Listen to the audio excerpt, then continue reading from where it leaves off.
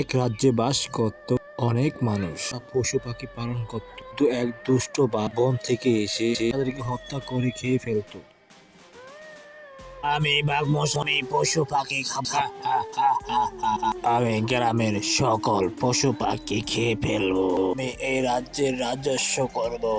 প্রতিদিন একটা একটা করে খাব। গ্রামের মানুষ বাধ্য হয়ে তাদের কাছে বিচার দেয়।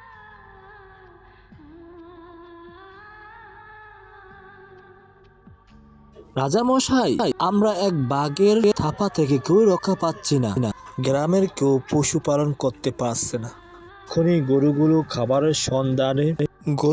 খাবারের সন্ধানে বের হলে বাঘ গরুগুলো আক্রমণ করে এবং খেয়ে ফেলে। কি বলছো? আমার রাজ দরবার এটি চলতে দেওয়া চলবে না। আমি অতি শীঘ্রই সেনাবাহিনী পাঠাবো। আপনি সেনাবাহিনী পাঠিয়ে আমাদের রক্ষা করুন। আমরা কি করে খাবো? তোমরা চলে যাও। আমি রাজ্যের সকলকে খবর করে ব্যবস্থা গ্রহণ করব। মন্ত্রী কোথায়?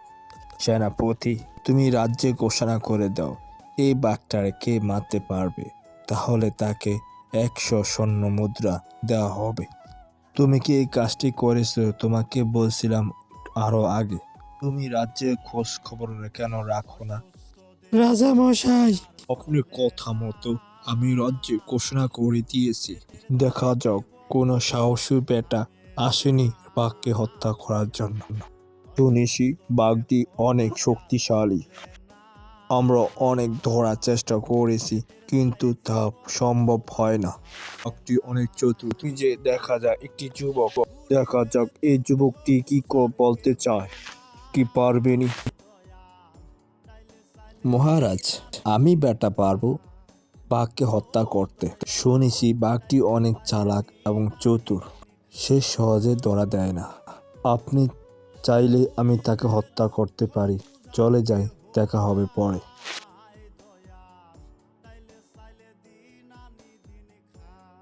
মন্ত্রী মশাই, সে কি পারবে বাঘকে হত্যা করতে? সে অনেক সাহসী বেটা। বন্ধুরা, তখন বুদ্ধিমান বালকটি একটি মুরগি নিয়ে আসে। মুরগিকে বিষাক্ত জিনিস খাওয়ায়। বালকটি এসে গাছের উপরে উঠে বসে, যেন বাঘ তাকে দেখতে না পায়। গাছের ডালে আরামসে বসতে থাকে। এমন সময় দূর থেকে বাঘ মুরগি দেখে দৌড়ে আসে এবং বিষাক্ত মুরগিটি খেয়ে ফেলে। বিষাক্ত মুরগিটি খেয়ে বাঘটি অসুস্থ হয়ে পড়ে। চিৎকারতে থাকে, বলতে থাকে, আমাকে কি খাওয়ালি? আমি এই গ্রামে থাকবো না, এখান থেকে অনেক দূর চলে যাব। এই বলতে বলতে বাঘটি চলে যায়। উপরে বসে থাকা বাঘটি সুন্দরভাবে দেখতে থাকে।